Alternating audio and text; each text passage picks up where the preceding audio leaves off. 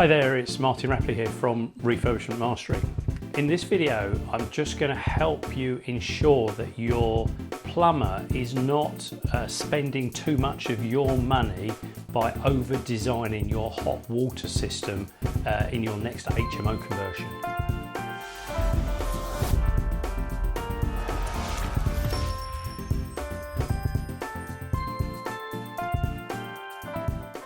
It's quite common with HMO conversions now that we add additional bathrooms to the property. Sometimes one or two additional bathrooms, sometimes additional en-suites so that there are enough bathrooms for every single room in that particular property. You'll need to get a plumber involved to help design and work out what you need in the way of boiler size for creating hot water and what you'll need in the way of storage size for a cylinder to store that hot water to serve the number of bathrooms you've got.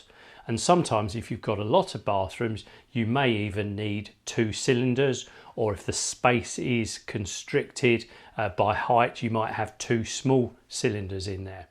But the important thing is that the plumber will need to design a system that is going to suit what you actually are creating with your new HMO. Now, one of the mistakes that plumbers make is that they don't fully understand how HMOs operate. Why would they understand? They're not necessarily property investors, so they're just working and assuming that they can use their standard kind of calculations. And so what they'll say is, well, this new HMO that you're creating has got 6 bathrooms, there's 6 showers, so I need to be designing this installation to suit 6 showers. But in reality, we know as property investors that the tenants that live in HMOs do not all have a shower simultaneously.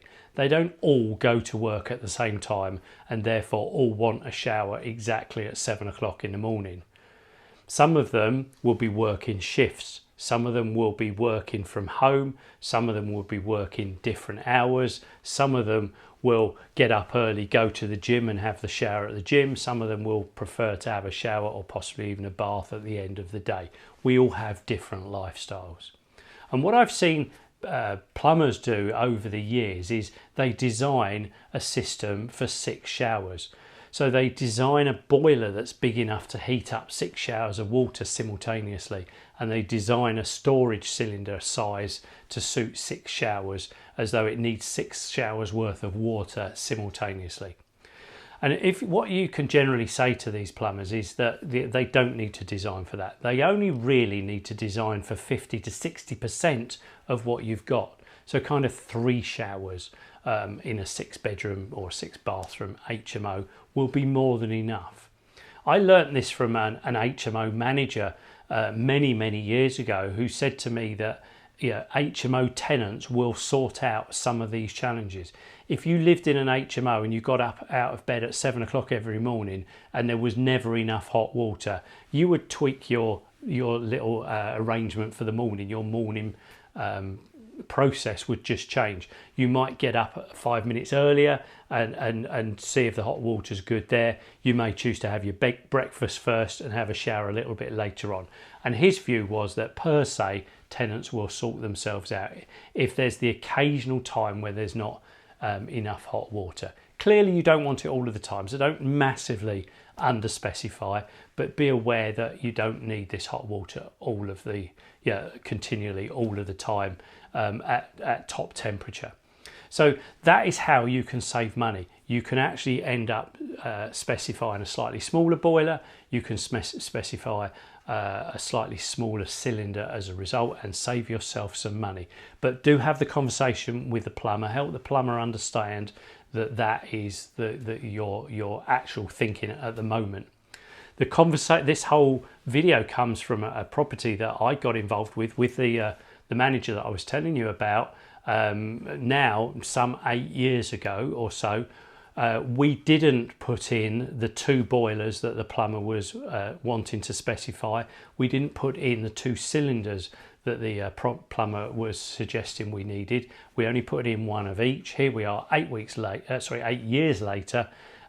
We've never had any complaints about the water in that particular property. We've never felt that there hasn't been sufficient water in there. We've not seen massive churn of tenants as though lack of hot water is a problem. So we were absolutely right to rein in the designer and be a little bit more sparing with what we put in there. So no bad thing. That saved us a few £1,000s, which is always a good thing. I really hope that this video has saved you some money. Please like and share. I've got a whole raft of other videos on YouTube, and if you like, you'll be told when I'm releasing the next one, where there's more money saving tips just like this. My name's Martin Rapley. I look forward to catching up with you on another video very soon.